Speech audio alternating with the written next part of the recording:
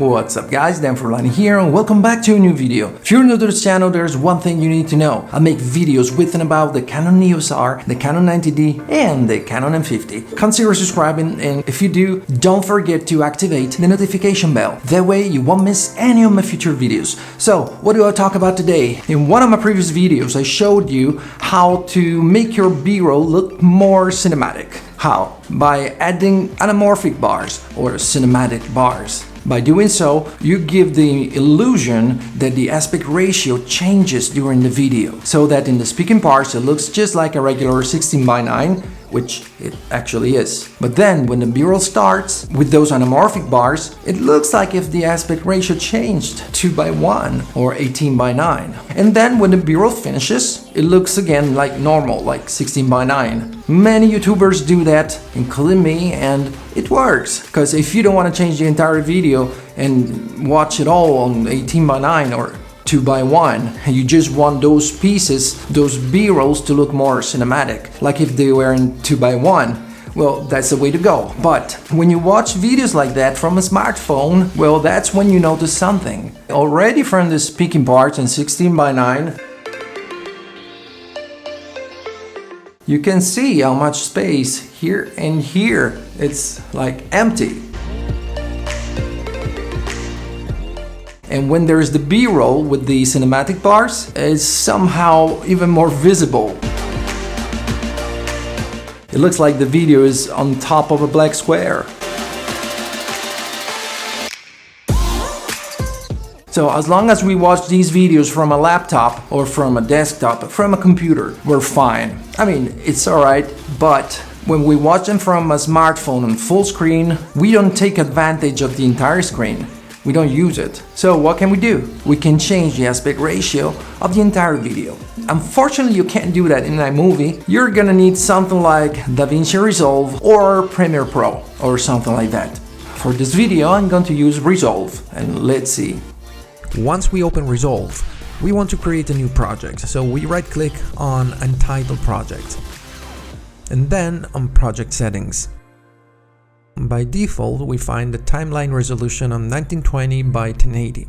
We could set it to 4K, like 3840 by 2160 Ultra HD, but like this, the aspect ratio won't be 2:1, so we need to click on Custom.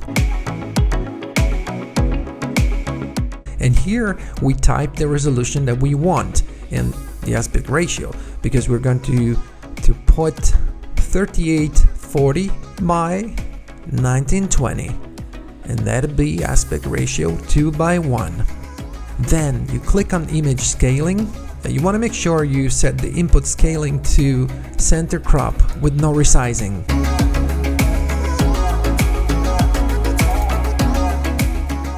Then we click on save. We open the project, and in this case I'm going to import the footage I shot with the Canon 90D with the 24mm EFS 24mm f2.8, the pancake lens, and it's in 4K. And when I put it on the timeline, I click here on Don't Change. Bam! Here it is. The footage shot with the Canon 90D and the 24mm in 4K. Now aspect ratio 2:1. The image is well centered, I think. Of course, I lost some space here above and below the image because of the different aspect ratio.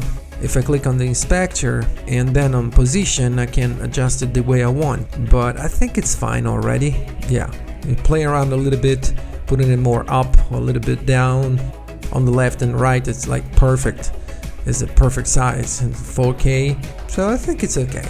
We now have some footage shot on the Canon 90D in 4K, aspect ratio 2:1.